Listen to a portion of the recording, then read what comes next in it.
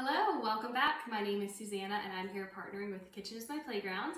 Today we're bringing you a recipe for pan-fried pork chops.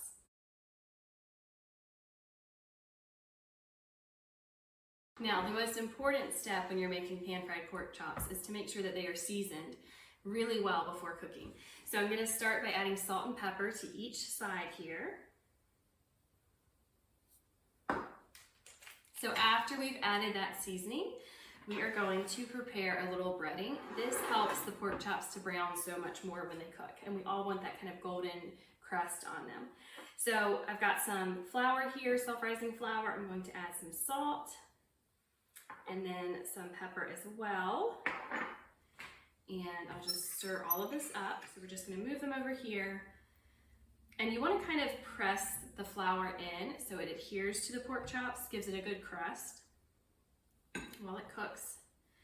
And I should have mentioned, I also, before adding the salt and pepper to the pork chops here, I just patted them down with a paper towel, made sure they were really dry first. You always want to do that before pan frying your meat.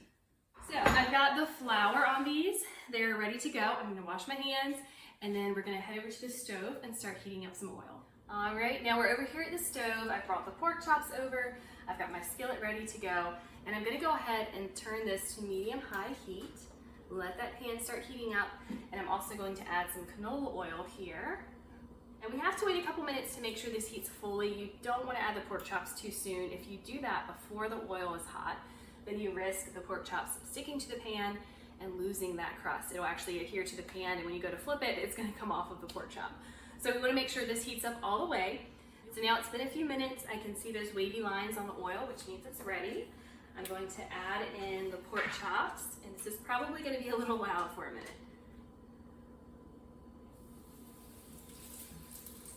You can hear it sizzling right away. Your pan is hot enough. Pork chops are in the pan, they are frying. We're going to let them go a few minutes on each side until they are cooked through. If you start to notice that they are browning too quickly, you can always lower your heat just a little bit so they don't burn. Every stove is different, so always make those adjustments as needed. So I've just taken all of the pork chops out of the frying pan now. They only took a few minutes on each side. I used just a meat thermometer to make sure they were fully cooked. Once you take it out of the pan, the final step is just leaving it on a paper towel on a plate, letting it rest for about 5 minutes or so. Be sure to look at the link below for the full list of ingredients and all of the measurements. I will see y'all soon.